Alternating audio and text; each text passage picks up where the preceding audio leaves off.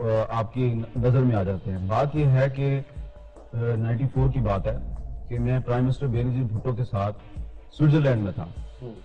وہاں پہ مجھے پتا چلا کہ ان کے ہسبینڈ کی میٹنگز ہو رہی ہے کچھ لوگوں کے ساتھ جو کہ پاکستان میں کچھ سب میرینز بیچنا چاہتے ہیں, فرینچ سب میرینز.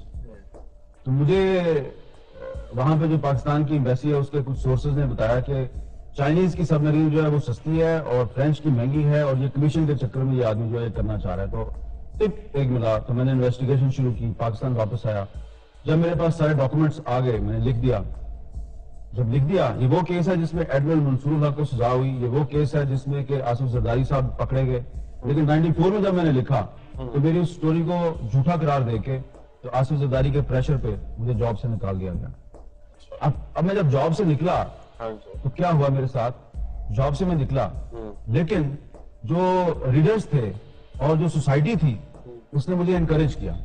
تو مجھے یہ احساس ہوا کہ اس ملک میں سچ بولنا ایک مشکل کام ہے, لیکن اس ملک کے جو لوگ ہیں, عام آدمی جو کہ اس ملک کے کرپٹ سسٹم کا وکٹم ہے, جس کو اس ملک کی کرپشن کی وجہ سے نقصان ہوتا ہے, وہ سچ سننا چاہتا ہے. تو یہ انکریجمنٹ تھی. میری جاب چلی گئی, مجھے اس کا افسوس نہیں ہوا. 2-3 سال بعد جب نواز شریف کی حکومت آئی میں نے اس کے بارے میں لکھا تو ایک دن اس نے مجھے بلا لیا پرائم منسٹر ہاؤس میں. صبح مجھے کال آئی, جی prime minister would like to have breakfast with you. چلا گیا جی.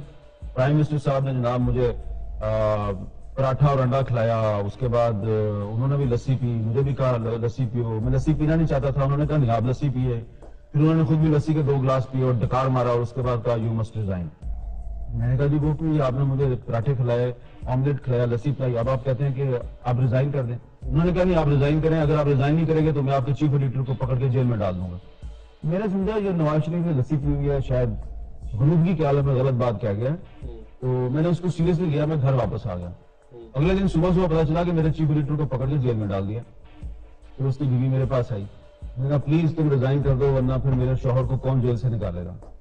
میں نے ریزائن تو کر دیا اس جاب سے, لیکن دوبارہ مجھے آپ نے کیا ان کے بارے میں کچھ لکھا تھا ایسا جو کہ ان کو پسند نہیں آیا یا کیا ہوا؟ میں نے ان کی جو آف شور کمپنیز تھی ان کے بارے میں لکھا تھا. اور اس کے اوپر اس زمانے میں بعد میں جب ان کی گورنمنٹ چلی گئی تھی اس پہ انکوائری بھی ہوئی تھی, لیکن ان کو وہ چیز پسند نہیں آئی. اور انہوں نے میرے چیف ایڈیٹر کو پکڑ کے پوچھا کہ سورس بتاؤ, اس نے کس آدمی سے یہ ساری انفارمیشن لی ہے.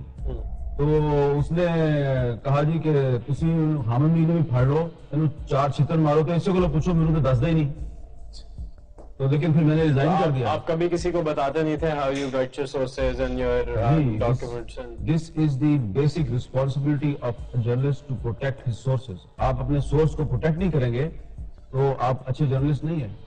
ہاں لیکن کبھی کورٹ میں آپ کو اگر پیش ہونا پڑے وہاں پہ آپ اپنا سورس اس کی مرضی سے ڈسکلوز کر سکتے ہیں.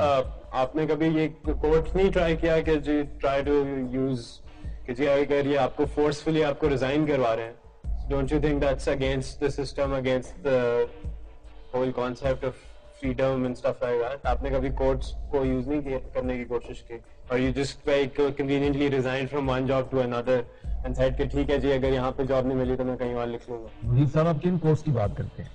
کورٹس کا ہم احترام کرتے ہیں, لیکن ان کورٹس کا جو چیف جسٹس افتخار چودھری تو خود کئی مہینے تک انصاف مانگتا رہا.